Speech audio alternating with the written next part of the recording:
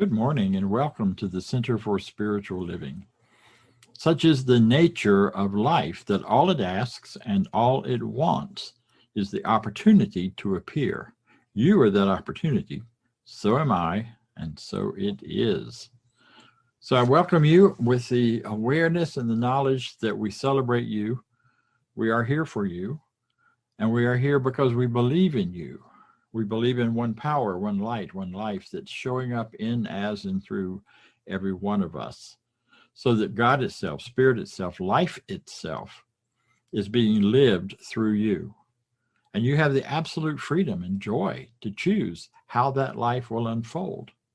So we are here to support that process, to celebrate that process, and to honor you for who you are and all that you have been and all that you have done.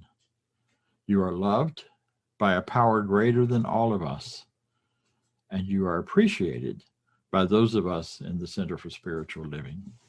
So we're very happy for you to be with us. We're happy that you know who we are and that you have the opportunity to know more of us and about us. There'll be more information on that later. But for right now, in order to get a bit in touch with what we're about, I'm inviting you to join me in reading our Declaration of Principle, which will show up on the screen. And it says this: I believe in one God, one absolute power and first cause to all things. I believe that this power is perfect love, and it creates out of a desire to express love. I believe all thought is creative, and how I choose to think creates my personal experience.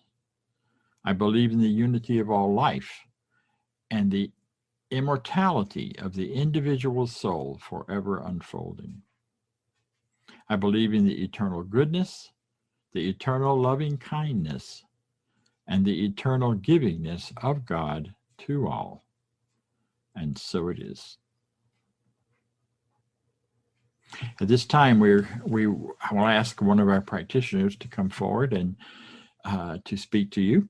A practitioner is someone who has studied the science of mind and has studied these teachings and has proven themselves at having the ability to use these teachings, to use their own minds, to change their lives in a very powerful and positive way.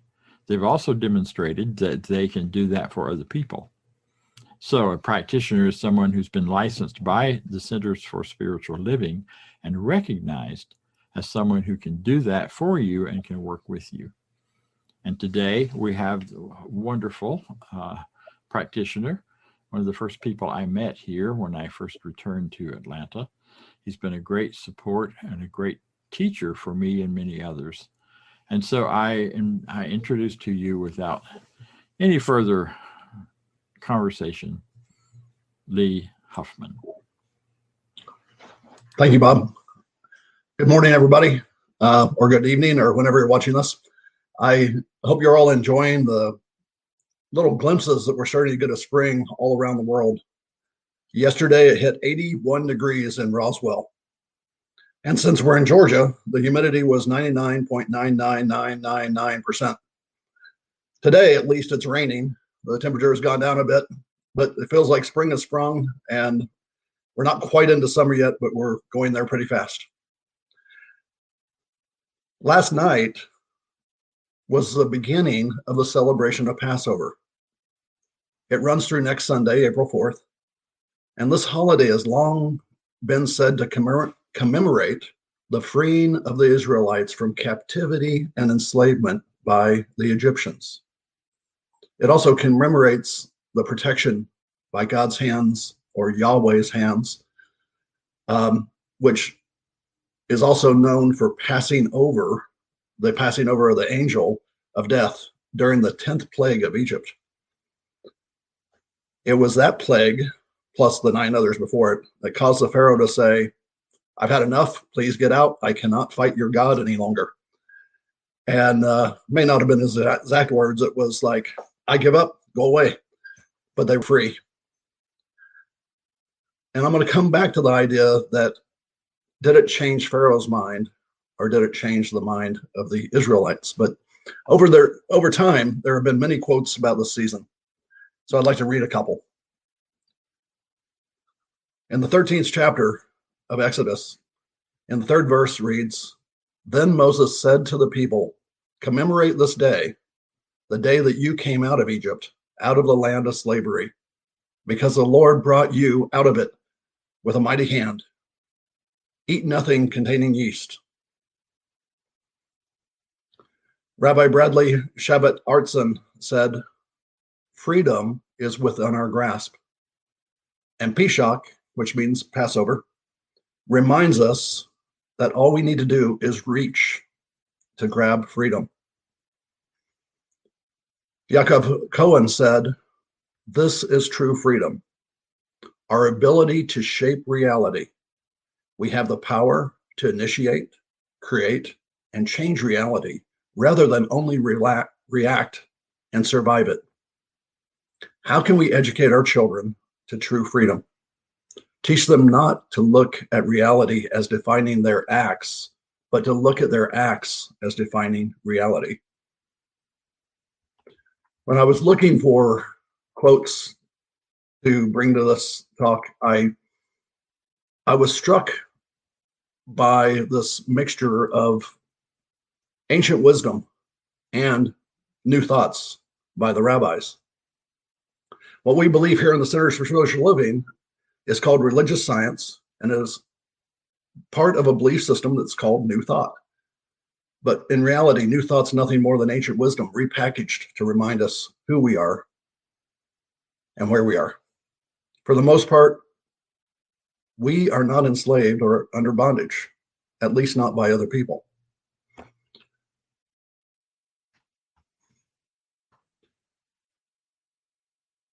If there is now, during this Passover season,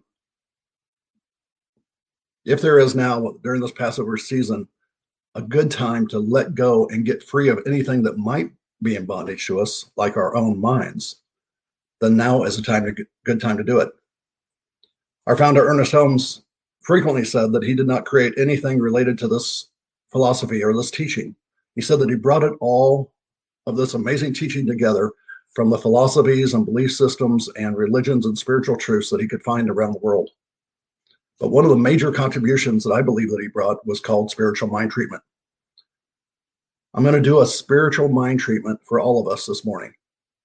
The way it works is I'll speak the prayer in my own words. I will speak it for me. As you hear it, please take any part of the prayer that feels right to you. And any part that doesn't feel right, let it go. Let it fall on the floor. Got it?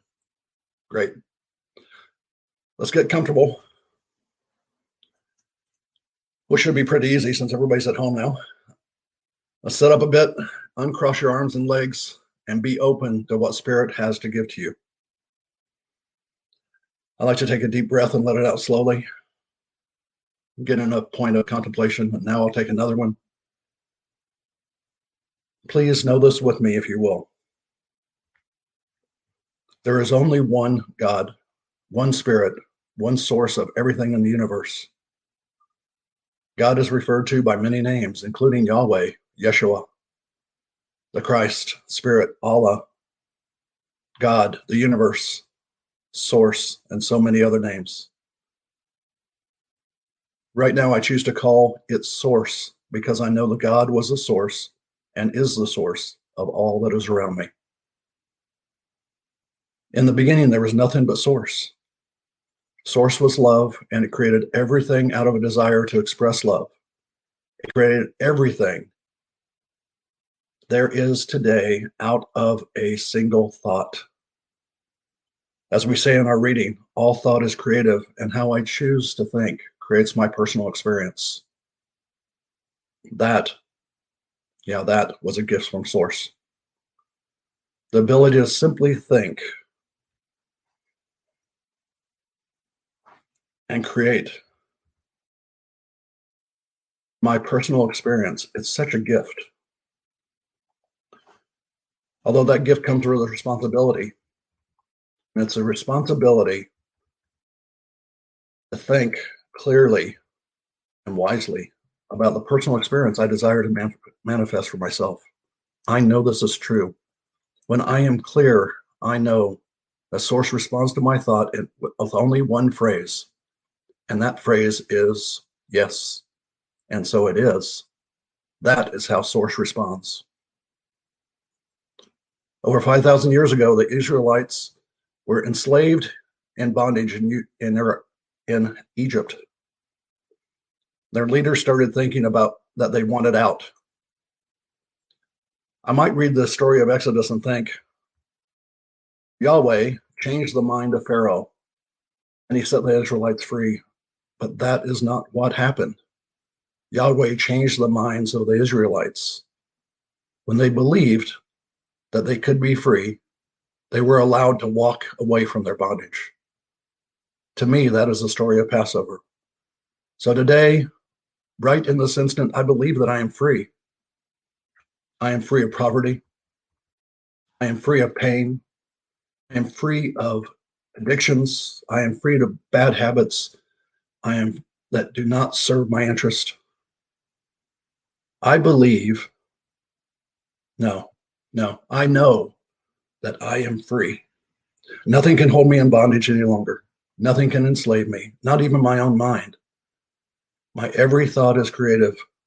And in my mind and in my heart, I know that I am free from every single thing that would hold me back from understanding and attaining my highest potential in life. This is my Exodus. This is my Passover. I know this because I know in my mind and in my heart that nothing, not even my mind, my thoughts, my habits can enslave me.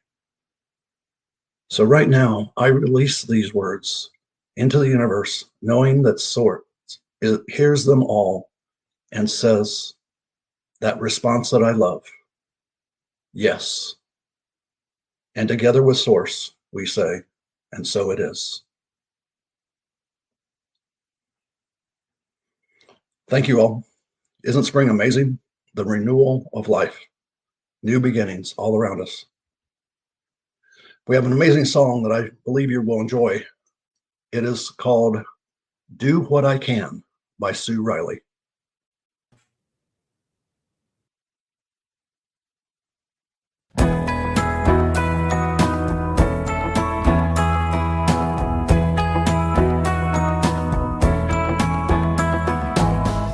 Look around, what do I see?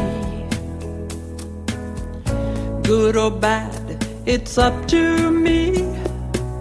My world reflects what I believe. Here's what I believe. I know there's good in everyone. I know the best is yet to come. Look out, world, 'cause I'm not done. I've only just begun to love like crazy, shine like gold. Be courageous, break the mold. Can't do it all, but this much is true. I can do what I can do.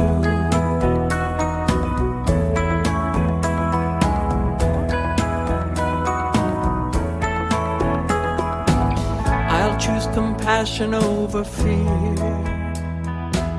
Release my love into the atmosphere, like a single wave in an endless sea. Any change begins with me. Gonna love like crazy, shine like gold. Be courageous, break the mold. Can't do it all, but this much is true. I can do what I can do.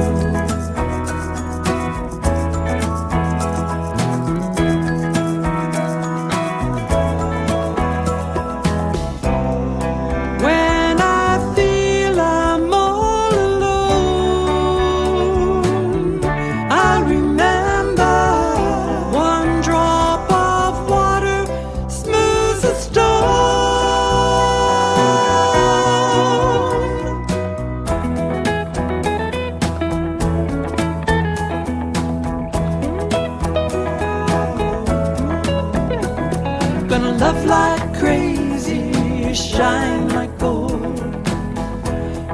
courageous, break the mold. Can't do it all, but this much is true. I can do what I can do. Do what I can do. I can do what I can do.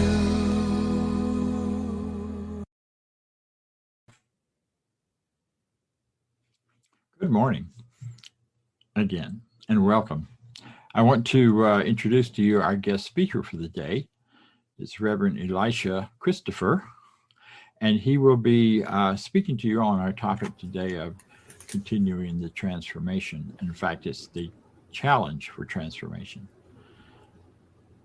Elisha is one of those younger ministers who has really blossomed and come forward, bringing science of mind to new territory and new ground.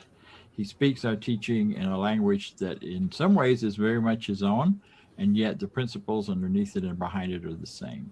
He's a man of great joy, great enthusiasm, and love beyond anyone I know at this point. So it is a great pleasure for me to introduce one of my friends and favorite people in my world, and that is Elisha. Thank you. Good morning. I'm incredibly grateful to be here with you all this morning. And one of the things that I always do everywhere that I speak is I have a very brief ritual. And so I want to invite us to take a moment to connect. And even though we're virtually spread apart throughout space and time, we're going to connect with our attention. And so we're going to do that by taking 3 breaths together. So if you will, just exhale first and take a deep breath in. And let go. Take another deep breath in. And let go. Take another deep breath in.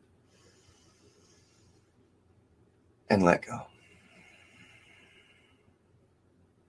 And so good morning. As you know, the theme across CSL and our shared themes for the month of March has been open to possibility.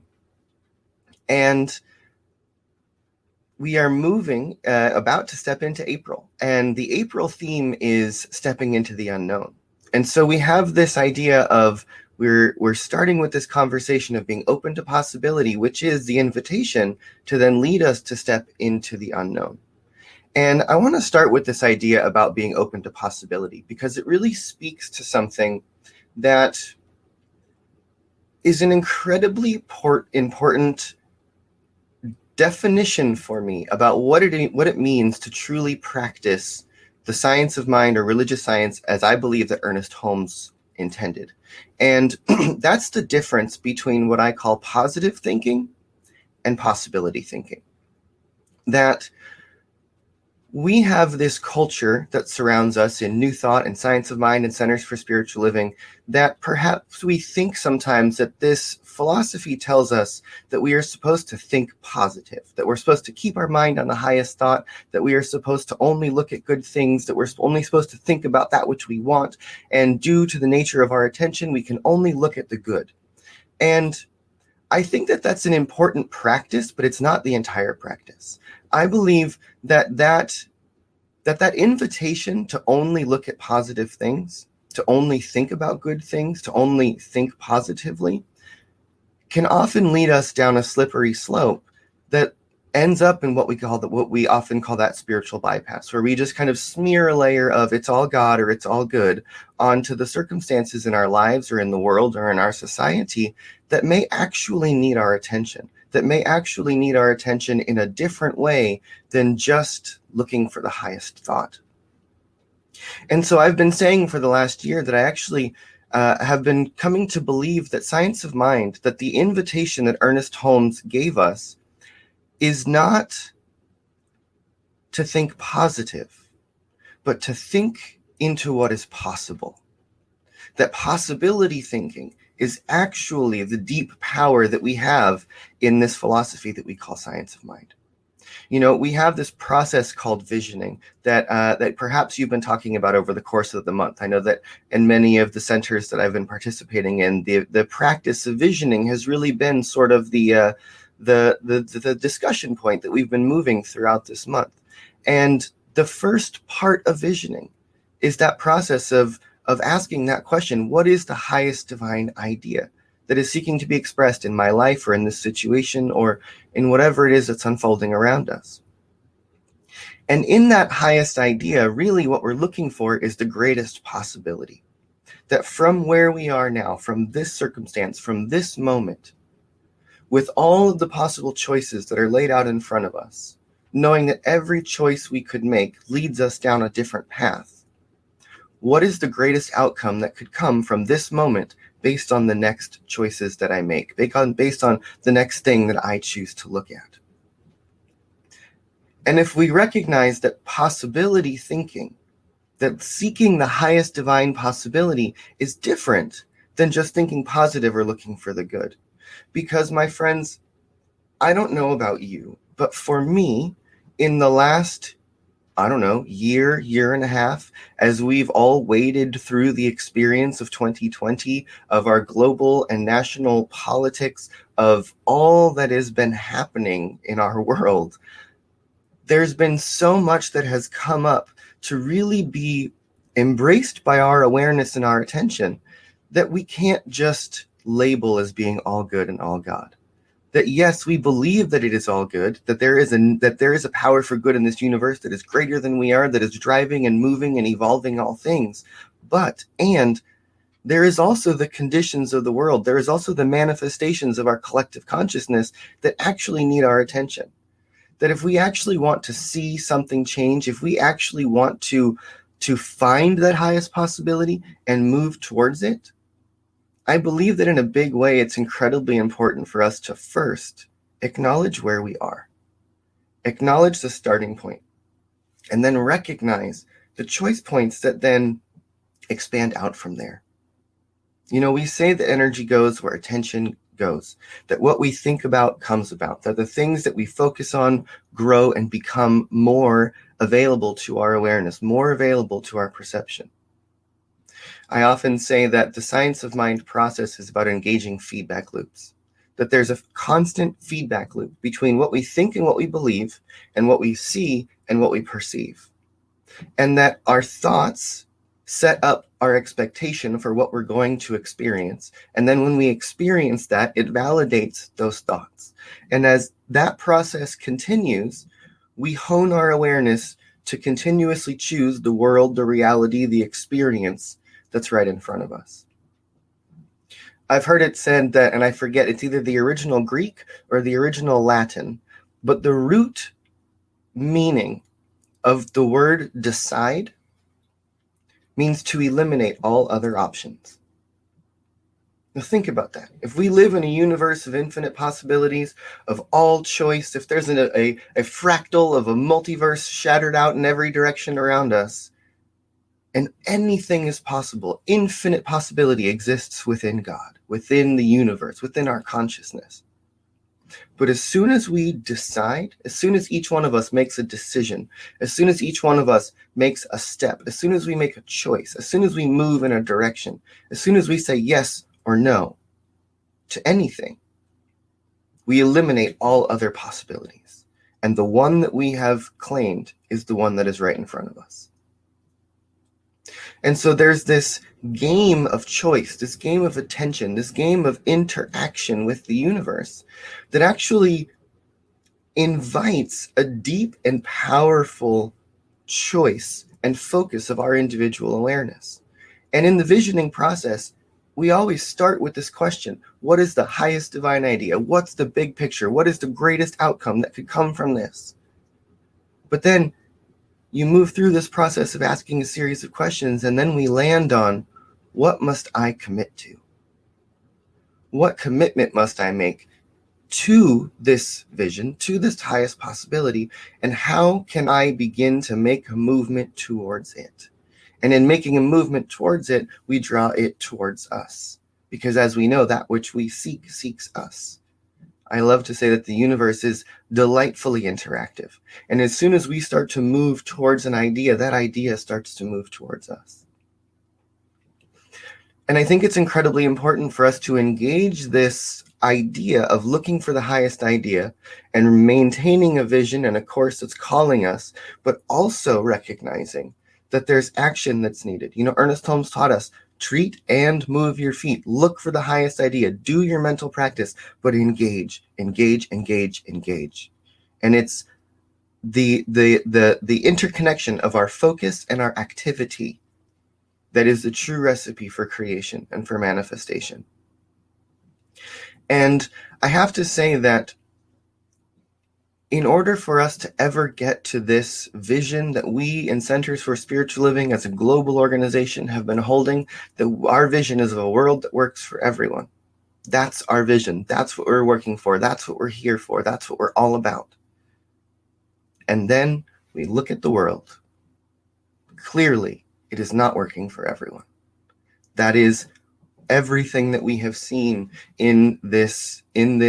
especially in our nation in the last couple of years, from all of the movements that have come up, from Extinction Rebellion to Black Lives Matter to Me Too, to so many more of these necessary conversations that are bubbling up from under the surface of our collective consciousness, that are saying, okay, if we want to see a world that works for everyone, then we have to start by acknowledging that the world is not working for this group of people, and that the world is not working for the environment, and the world is not working for these people, and that there are systems, that there are experiences, that there is that out there that requires our attention in a way that is going to transmute it, to transform it, to bring something else about. But we have to look at what is in order to seek what is next, in order to move towards what is possible. And there's a great unknown out in front of us in this sea of infinite possibility. But we have to be the ones to decide, to choose, to eliminate all the options that do not work and say, this is the path forward. Let us move on it together.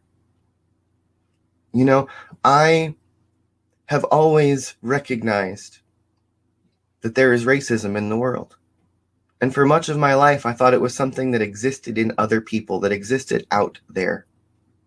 And in the last year, 2 years, more and more has come into my awareness that has invited me to say, wait a minute.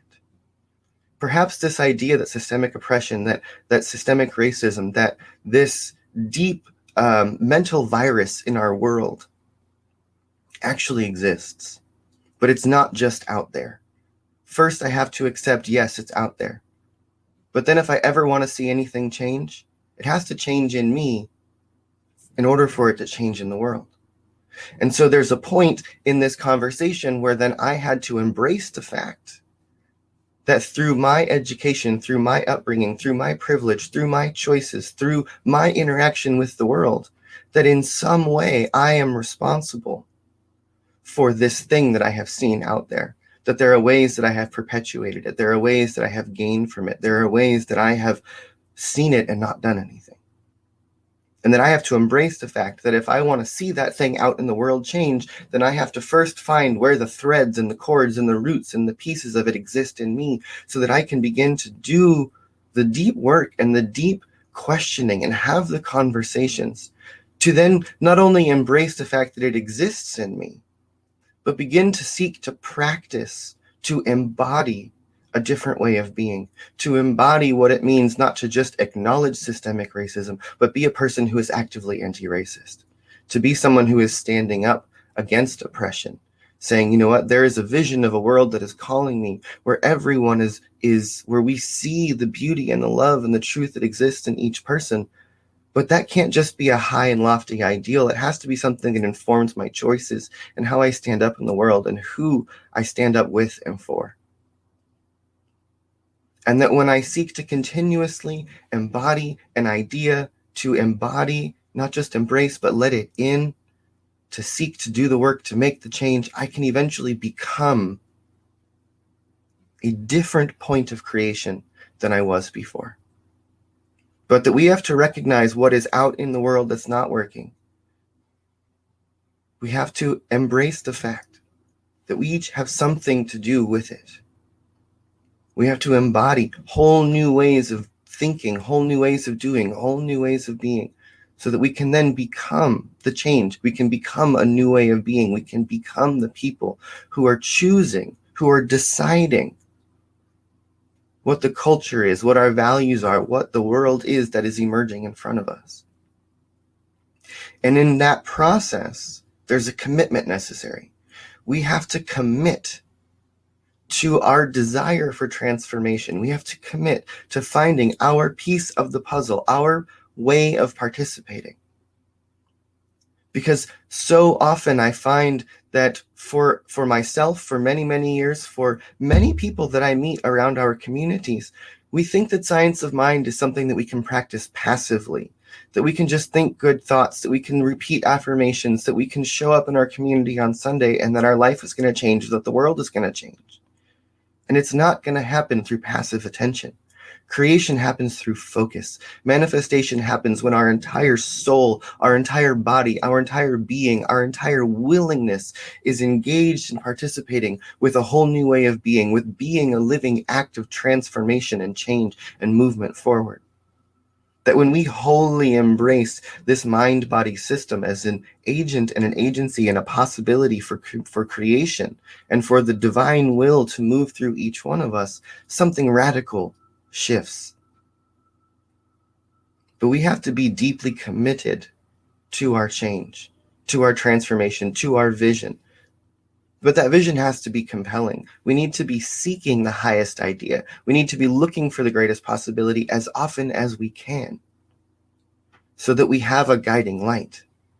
And then we need to step down into the circumstances of our lives, of our world, and then begin to reach towards and bridge the gap, using our attention, our intention, our focus, our power of decision, to choose to be a little different in every way. And so often, so many of us are so willing to really commit to the way things are. So often we commit to the conditions in our world, in our experience, in our beliefs. Many of us are so incredibly committed to ideas and ways of doing that maybe don't serve us anymore. And so really to look at what is our commitment, what are we focused on, what are we giving our energy and our life force to? I've been saying for the last year or so that I really believe that 2020 was the year of the great shakeup. That if ever there was going to be a global moment of transformation or a great awakening or a new paradigm shift or whatever those metaphors are, however we label that idea that everything could turn on a dime, that the world could change, that everyone could wake up. Maybe this is what it looks like. Maybe the transformation looks like absolutely everything that it doesn't work, that wasn't working, that needed to change, starting to unravel and crumble and fall apart. And as it does, each one of us get affected by a piece of that unraveling. And the thing that I want to say to each one of us as we contemplate these words today, moving into the next week, and into the next year, and into the future even, is looking back at the last year or so. And I want you to maybe close your eyes and think back into 2020.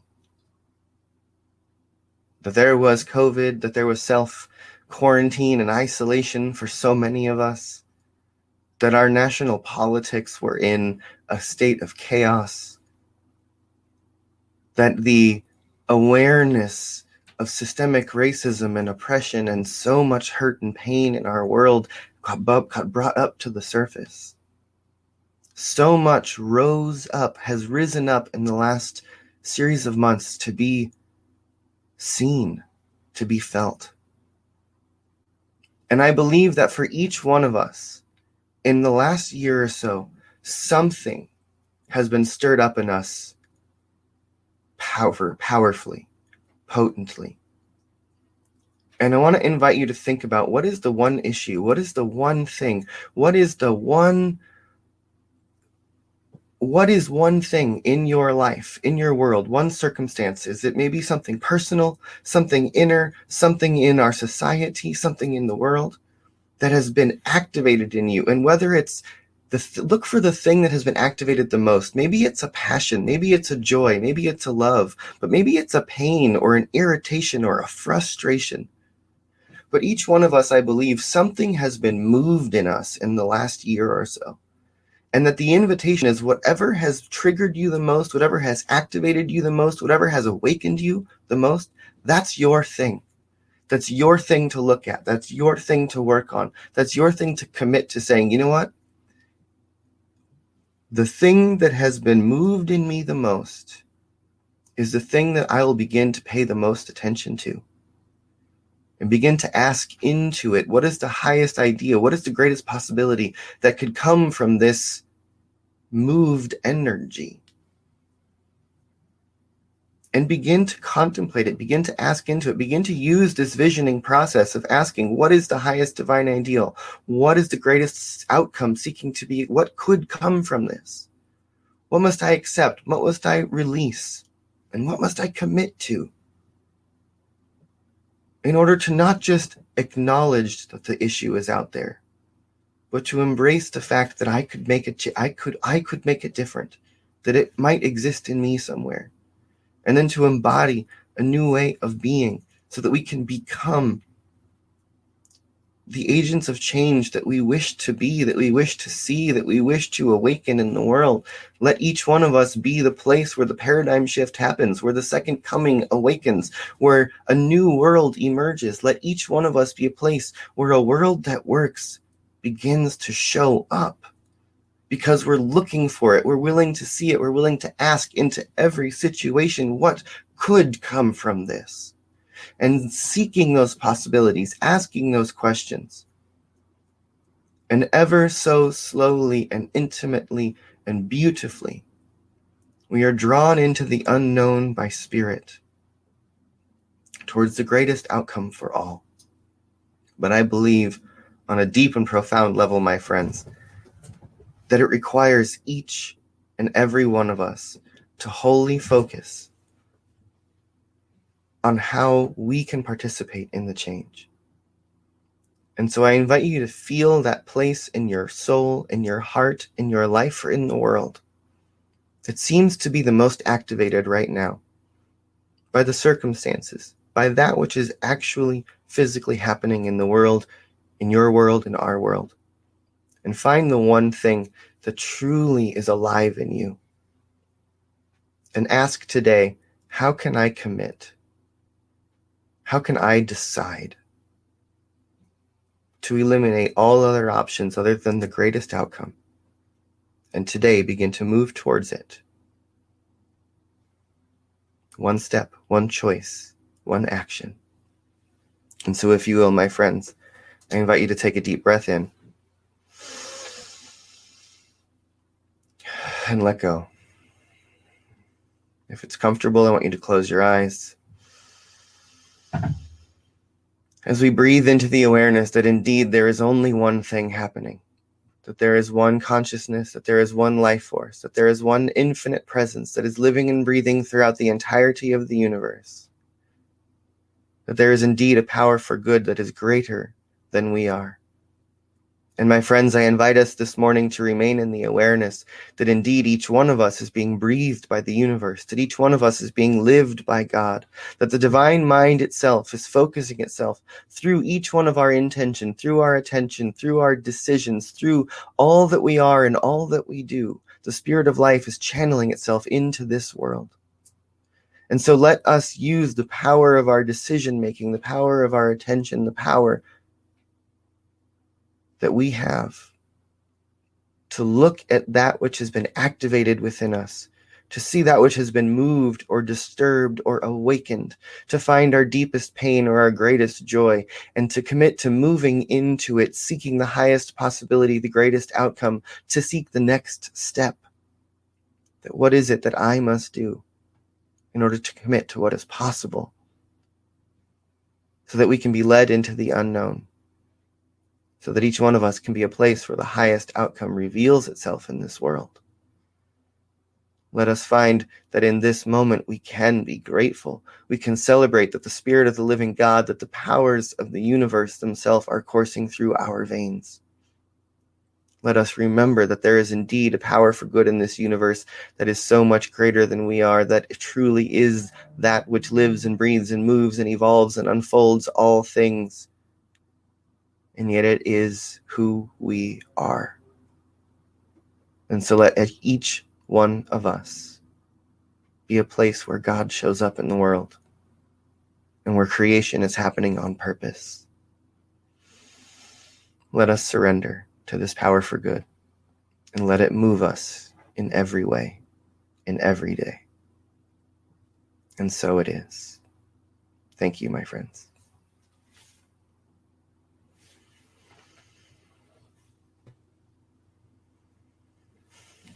Thank you, Elisha. That was wonderful. And so we come to this moment where you get to participate in a different way, perhaps, by looking at what you want to do and how you would like to contribute to what we're all about. The Center for Spiritual Living is a nonprofit. We receive our gifts from folks like you who contribute in all sorts of ways. You contribute online through our website at cslmidtown.org. You can contribute through by sending in a check. You can contribute in many ways. And the point of that is that we believe thoroughly in a consciousness of prosperity. We believe that it is our nature to be prosperous. And it is our own thinking that makes the difference in how we prosper and how much we prosper. Our definition of prosperity is having the freedom to do what you want, when you want, with whom you want, and in the style and manner you want. And anything less than that is coming from a limited way of thinking.